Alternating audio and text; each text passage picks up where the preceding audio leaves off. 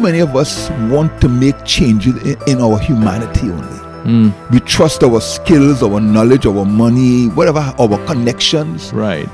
And there are times when none of that will matter. Sometimes the problem go beyond that, the complexities of it. So Nehemiah recognizes, I need to pray. And throughout his book, we see where he prays. He's praying when he goes before the king. He utters up a quick prayer to God. When he goes back to Jerusalem, he's praying, Lord, remember what I'm trying to do. Lord, look at me for the work I'm seeking to do for your people. A man of prayer. So I would suggest, Joel, that for any one of us who would like to make any authentic impact on our society, on our country, on the world, Nehemiah kind of tells us, start with prayer.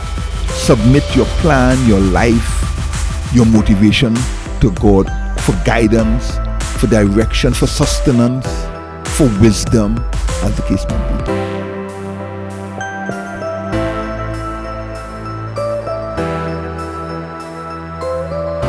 One thing that is coming to significant prominence lately in the culture is the idea of archetype.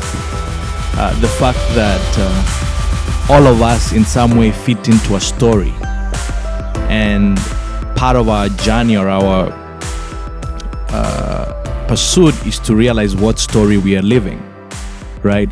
Like when you watch movies, you see superheroes, people who do these amazing things, and they represent our hero's journey, mostly starting from some kind of challenge, problem, resolving it, having to overcome some other antagonist, and then become a hero. And Pastor here today, as we focus on Nehemiah, he is quite the archetype in terms of a story of someone who uses the resources, the position to serve the people that have been put under him. That's a rather interesting way to put it. Nehemiah being a type, even of each one of us in our place of action, and being able to use the resources, the position, the opportunities given to us to achieve something worthwhile in the world and in the kingdom of God. I could see that. Yeah, and so on this episode, Pastor, we are focusing on one of these three main characters who we're going to be exploring this season 2, in essence. That's Ezra and Nehemiah. And in this instance today, we want to really focus on Nehemiah because he really stands out. And I think of the two books, he has a bigger portion in terms of what is laid out about his story. Don't be fooled by the fact that his book is longer than Ezra's. Each has its part to play, but definitely Nehemiah's work is outstanding. He completes that and pushes forward the work that Ezra seemed to have stalled with the work he was doing until Nehemiah came. In fact, when I think about Nehemiah, his name, by the way, means Yah or Jehovah comforts. Almost prophetically, the name that he received from his parents pointed towards the work he would do. In fact, Hebrew children got their names either from a circumstance surrounding their birth, a physical characteristic that was outstanding, let's say Esau, because of his hairy, red nature, or a prophetic utterance, what the parents hoped this child would be. And it seems as though when Nehemiah's parents gave him the name Nehemiah, Yahweh comforts, little did they probably think that Nehemiah would do such a great work in building up his people and helping them through a very difficult time of transition. Yeah, and maybe Pastor here, before we get into the depth of the story, give us a little background of where Nehemiah is coming from. What is his story? How do we find ourselves now trying to understand his story? When I think about Nehemiah, one word comes up in my mind: favor. Favor with God and man. When we see Nehemiah's work, what he does, we recognize God's blessing on him. First of all, as a Jewish captive, he rises up in the Persian society to become a cupbearer, which was like a king's advisor, a very close, high-level official who protected the king's life. That's really a position for a captive to be given in the kingdom of his captors. It's quite an achievement for a captive. Yes. It reminds us of Daniel and Joseph and others Right. like that. So he rises up in Persian society to be right next to the king. Was he seeking power? Obviously, he wasn't, and we will see this later on, that he was never a guy who was grabbing power. It seems to me, Joel, that the people God entrusts power to are those who do not seek it, Interesting. which should make us watch with a sort of skepticism that Christian who is fighting for power, saying, I will do this, if I got power, I will do the other. Most of the time when they do get to the seat of power, they just drink it in and benefit from the power that they have received rather than be a blessing to others. So Nehemiah didn't seem as one who wanted power, who desired power, but he was in a position of power and would later on use that to great benefit of his people. So he has favor with God, but favor with man as well. Again, to rise up to that level of prominence. Yeah, it's almost also the same with Joseph's story. Yes. And yet, when he gives his request to the king, Artaxerxes, the king willingly gives him time off, leave of absence, and all the resources he needed to go back to Jerusalem and do the work that Nehemiah thought he had to do there. So he has favor with God and man. And that's a great place to be in life. Yes, it is. So Pastor, here we have a captive who, out of his outstanding character, outstanding nature, rises up in this kingdom where they are held, and becomes such an important piece of that rulership of that kingdom. And then, even as in that position of power, is still concerned about his people. Yes, that strikes me so powerfully, that when Hanani, his brother, and the others who came from Jerusalem, the first question he asked is, how is it back home? And I'm sure, Joel, as an expatriate yourself, as an immigrant, that is it resonates with you, that question of how is it back home? Yes. When you meet a relative, someone from your village, you say, how is it Yes. back home? Mm-hmm. And then he gets the story. The walls are in shambles, the people are oppressed, the temple service isn't happening as it should. In other words, it's a very gloomy picture. Somewhat like the picture many of us receive when we ask the question, how is it back home? How is it back in the Caribbean? How is it back in Africa? How is it back in my land? Could you imagine a Bahamian right now, Joel, asking one of his Bahamian friends, how is it back in the Bahamas after Hurricane Dorian?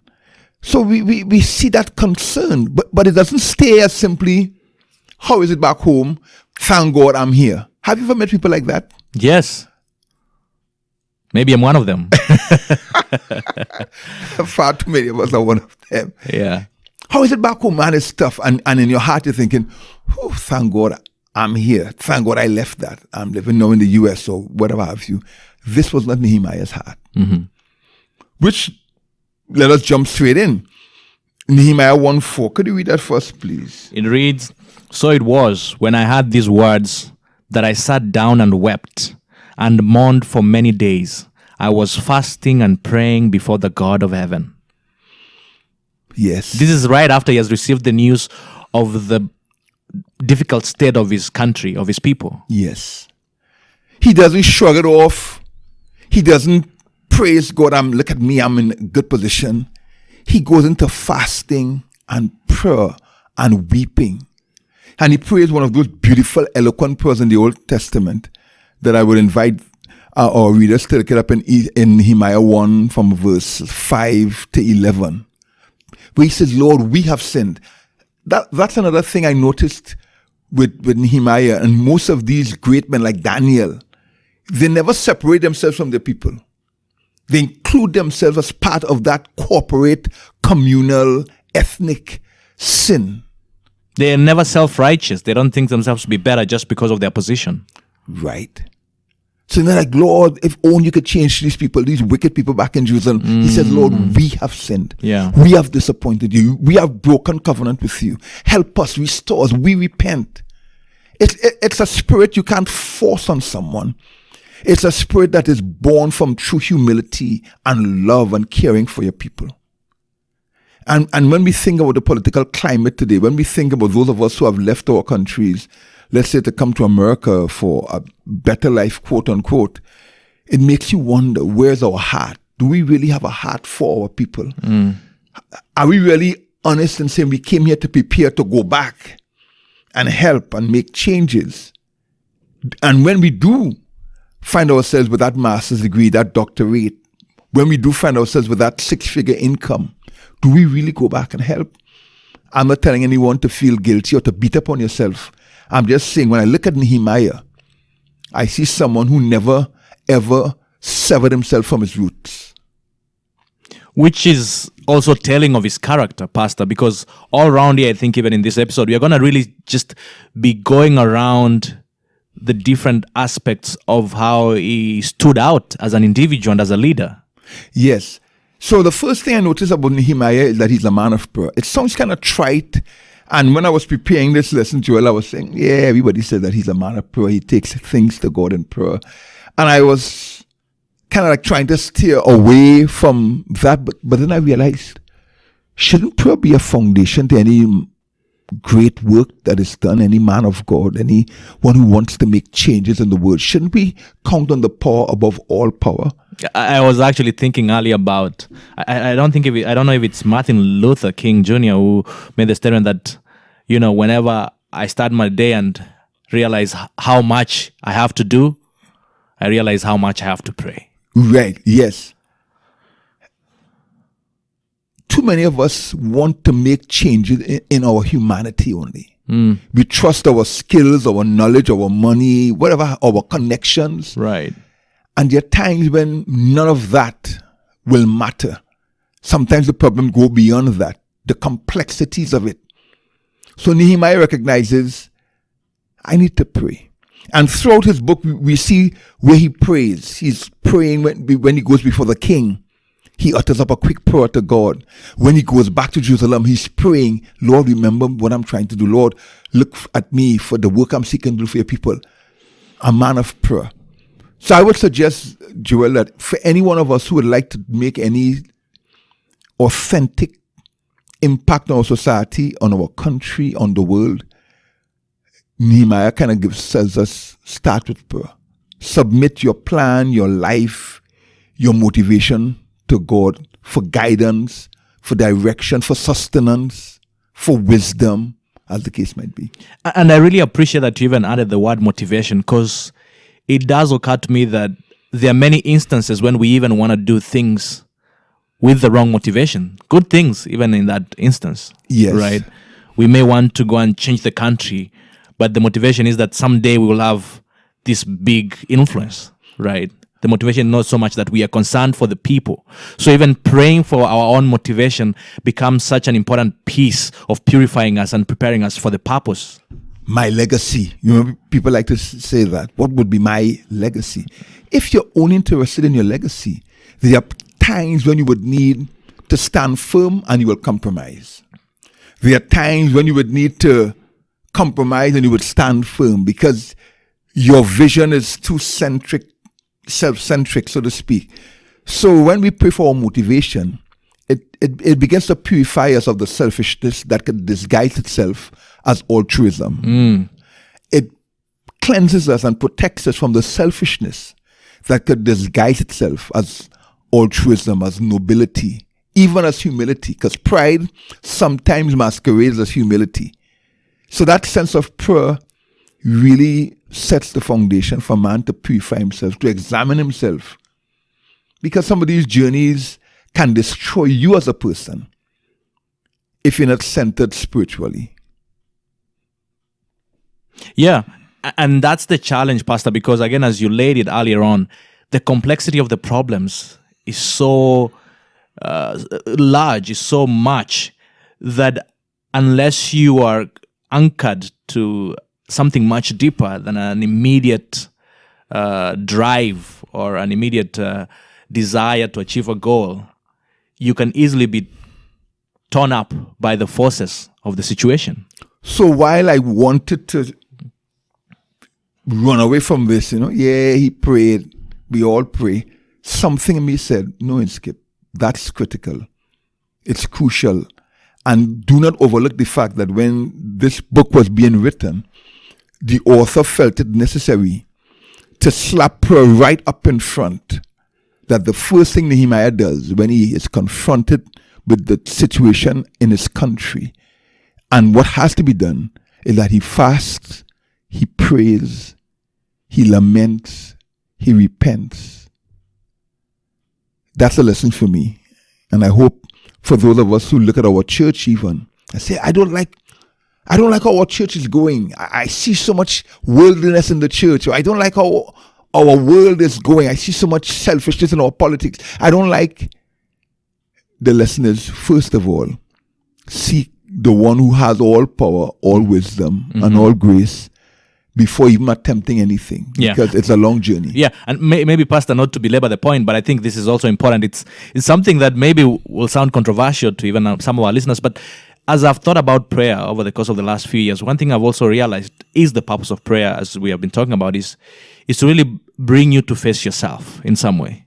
Because as we were talking about this idea of cleansing your motivation, the reality of a lot of this situation is such that as you enter them and as you engage in them, you have so many forces at play that unless you are clear on what is moving you forward, the likelihood of you being taken up by all those forces, or even deceiving yourself that you're actually pursuing something proper when you're actually just selfishly, seeking something, are very great. So prayer's purpose, because for many of us, I think when we think of prayer, we think it's this thing that will magically transform the situation for us, right? But here, Nehemiah is praying to prepare so that he can go do the work. It's not so much that, hey, God will change that situation back there. If I'm hearing you correctly, you're saying that prayer is cleansing the vessel first. It's more about me than the situation. Yes. I could live with that, because Nehemiah did go and fast and pray and confess his own sin.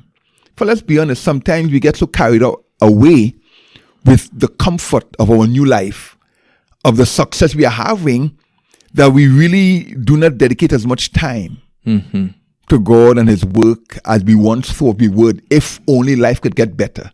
So I think that's a very valid point, that prayer is as much about God changing me as about changing the situation. Which brings me to the next thing that stands out to me about Nehemiah: his resilience, his strength of character, his ability to stand up against opposition. Look at chapter 2, verse 10 for me, please. It reads, when Sanballat the Horonite and Tobiah the Ammonite official heard of it, they were deeply disturbed that a man had come to seek the well-being of the children of Israel. So notice, he has enemies without having done anything to these people. Just the fact that he wants to help his people has given him enemies.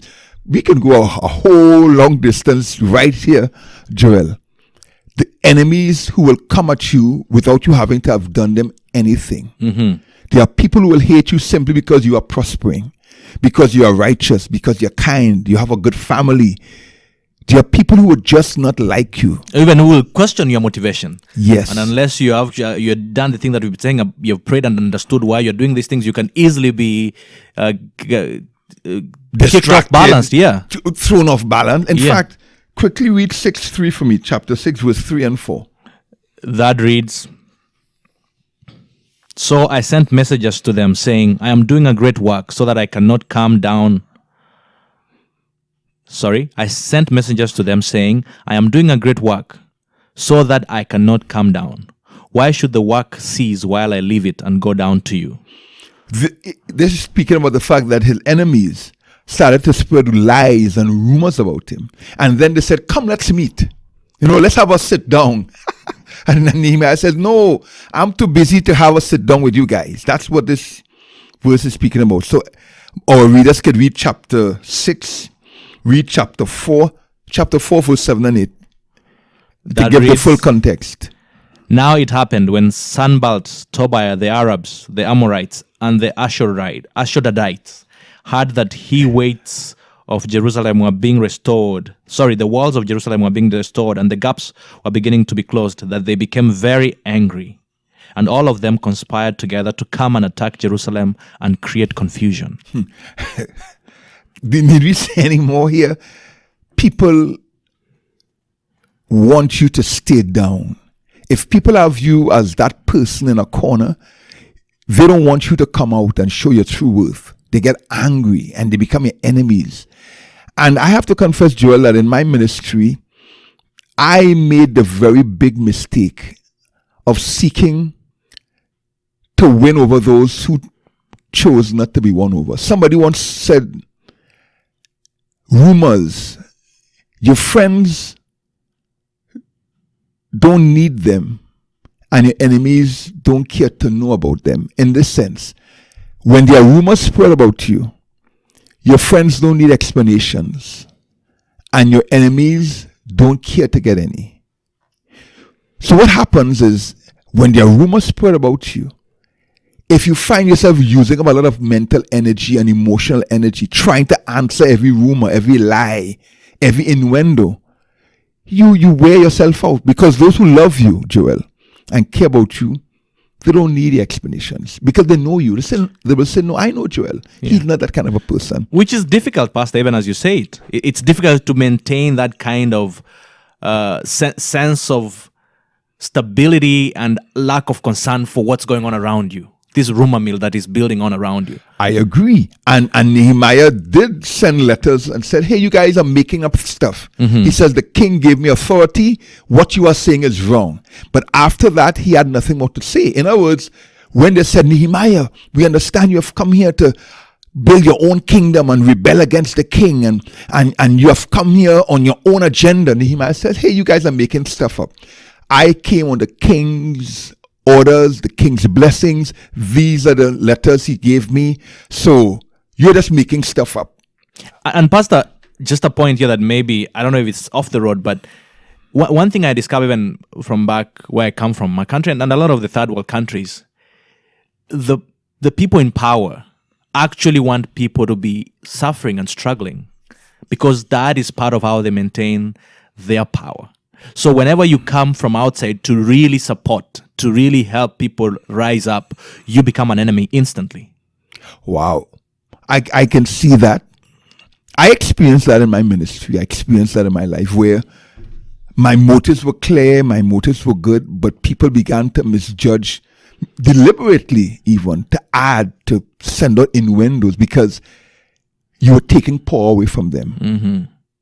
If people's eyes are open and people begin to think for themselves and to do for themselves, they are no longer dependent on these power brokers. That's right. So it happens in politics, it happens in church leadership, it happens all over. Which is why, again, we go back to prayer and knowing who you are and being centered. But like I was saying, I thought I could win over my enemies with truth and love. And I burnt out a lot of time, Joel, trying to convince those people who chose not to be convinced that I was honest, that I meant them well, the work I was doing. It burnt out a lot of my time and energy, emotional strength and spiritual strength. And ultimately, they were not convinced. Do you know why they weren't convinced ultimately? Mm-mm. They never planned to be convinced. They were decided in their conclusions about you. In fact, someone once said to us in our training, and I should have remembered that, he said, when you go to a church, if you go to a company, if you go to a group in any leadership position, remember 60-20-20. 60-20-20. He says there will be 20% of the people, right, who would love you, support you, and stand by you come what may. He says, don't worry about them. Nurture them, appreciate them, but don't burn up energy. They're already in your corner. There are 20% who would not like you no matter what you do. He says, don't worry about them. Be respectful to them, but don't try to win them over. They're going to burn you up because their decision is that we will not accept you come what may. He says the people you worry about are those 60% undecided. The ones who are looking to see if what you say is true, if you will live up to your agenda, if really they can trust you. Say these are the ones you should spend most of your energy and time on. And that needs wisdom, and really goes back to the point you're making about friends don't care for them. The 20% who are your friends don't care for them. The 20% who are your enemies, will always eat that up. Yes. And you need to learn and be wise enough to discern who are these 60% that need to be sought after. Yes. So that's roughly how it breaks down. So sometimes a leader can find himself going after these naysayers to the point where you neglect those who are in your corner, and they begin to question who you really are as a leader.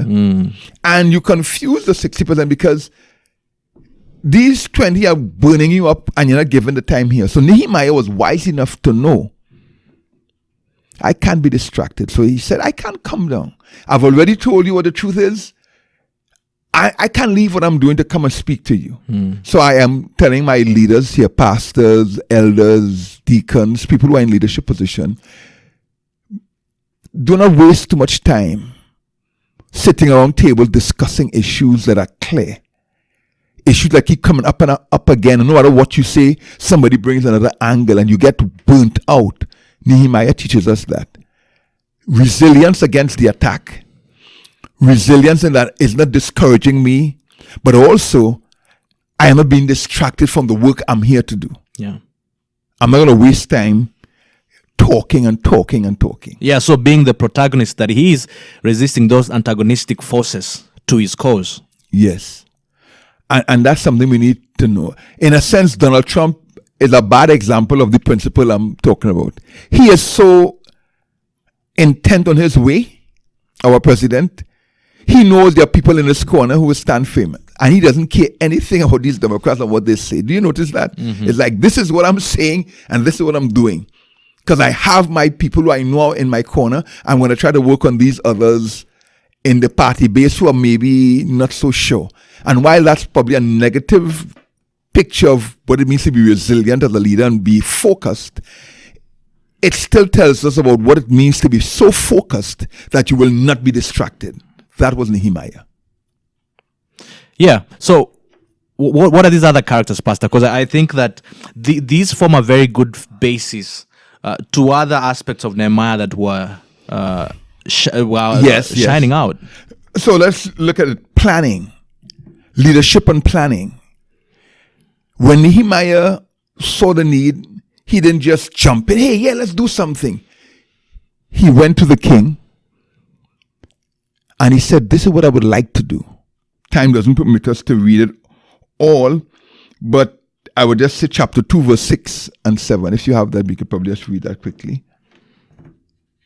That reads, Then the king said to me, the queen also sitting beside him, How long will your journey be, and when will you return? So it pleased the king to send me, and I set him a time.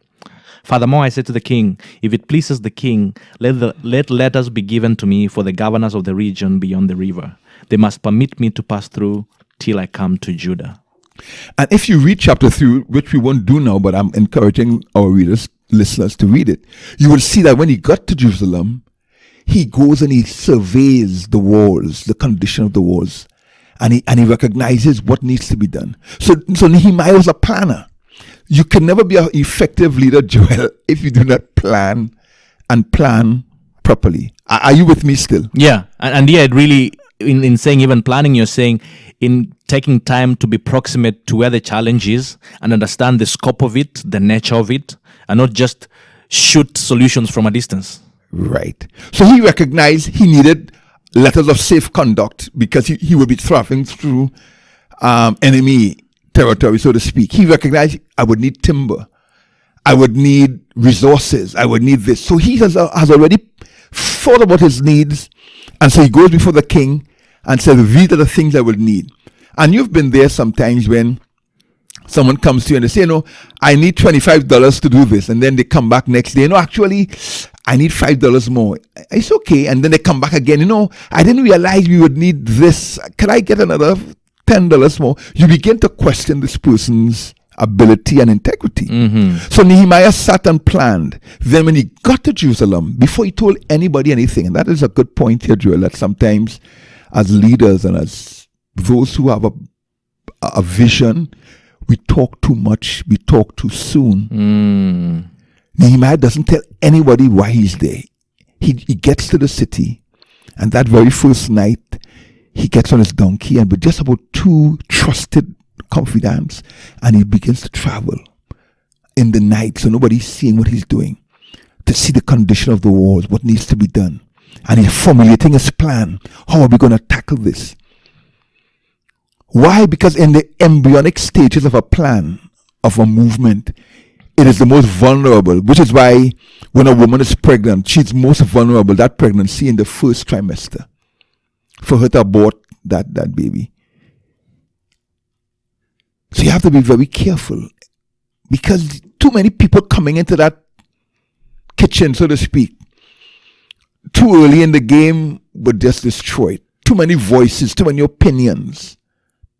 So if you have a vision, if you're a leader, you need to sit, consider what has to be done, plan it out, have just a few, 2 or 3 people you can trust, where you run it by them before you throw it out to the larger people. And so we see planning and leadership.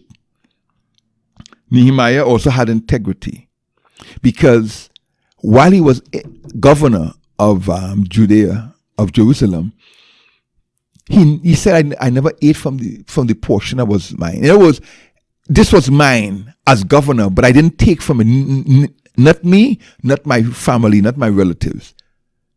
That's a great lesson to politicians. Many of them enrich themselves through the power of the offices. They are ministers and leaders who enrich themselves or get into position and abuse the privileges. Nehemiah says, I didn't. He was a man of integrity. I came to help my people, not to exploit them. And he challenged the leaders in Jerusalem. He said, you guys are exploiting your own people. Your debts, your mortgages are so high, they can't pay it. So people can't dedicate themselves to the work. They're just trying to survive. Even the Levites and the people who should be worshiping and leading out the worship in the temple have had to go and find a job somewhere, because they have not been paid. They have not received their portion. So how could you expect them to dedicate their time and energy to the temple and its work when they have families to take care of? Because you have not been faithful in giving them their due. Yeah. And you have been exploiting the poor. So Nehemiah brought some really good, just rule during his 12 years in Jerusalem. I wish we had more leaders like that. Men who see their office not as an opportunity to enrich themselves or to gain privileges, but as truly an opportunity to serve. And of course, finally, revival. Nehemiah 9:1. Could you read it for me, please? Yes, Pastor, even as I read 9:1, Nehemiah does all these things because he cares about his people. Yes. He's really concerned and has a genuine interest in their welfare.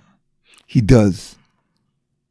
It reads, that's Nehemiah 9:1. Now on the 24th day of the month, the children of Israel were assembled with fasting in sackcloth and the dust on their heads.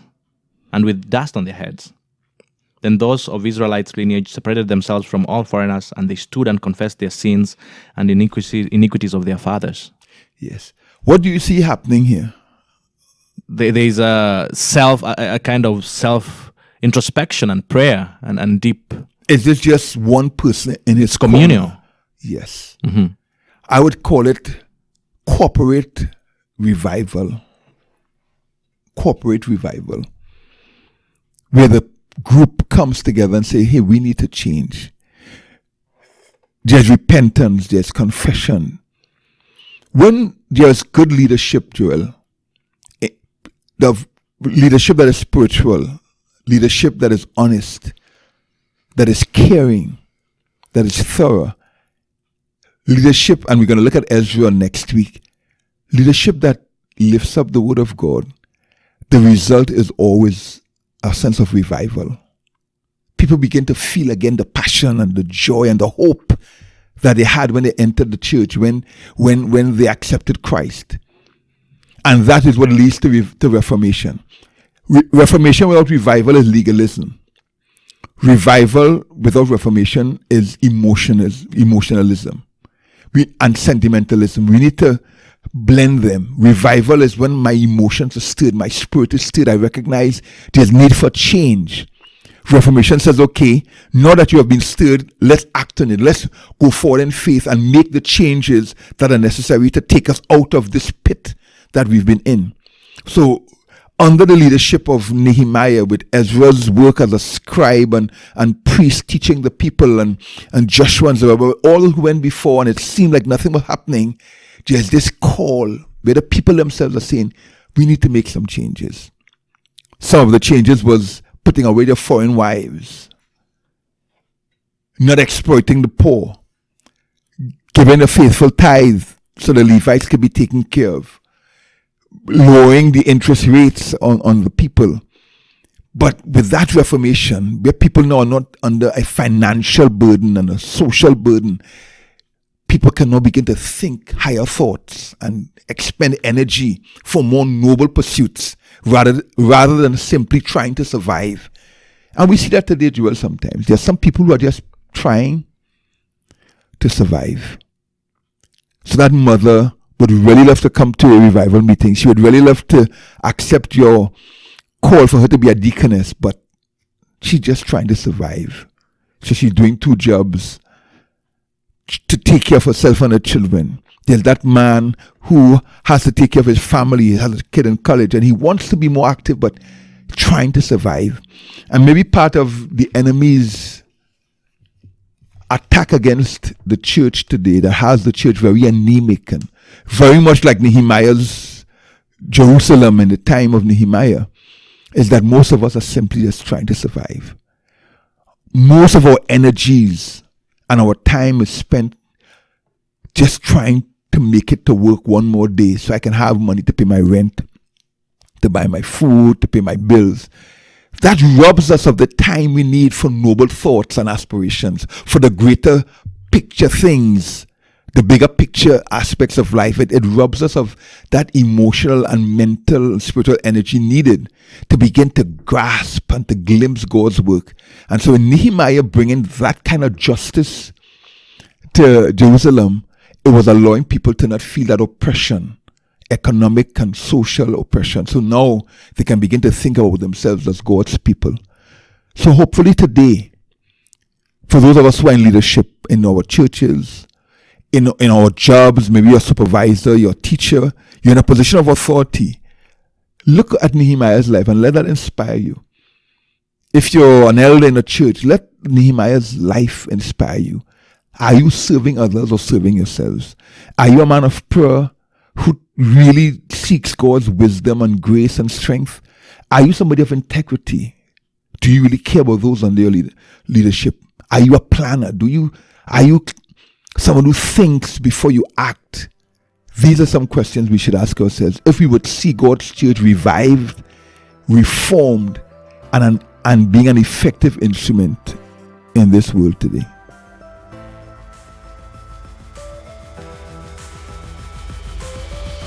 Thank you for journeying with us through this season and even for listening to this episode. Let Us Go Deeper is an independent ministry, and your contribution are essential to sustaining this journey. Please make any contributions you may to patreon.com/LUGD. That is patreon.com/LUGD. And if this is your first time, please subscribe. And if you're one of our regular listeners, share the link, invite your friends to listen in, and they too can be blessed by this podcast. Let us go deeper.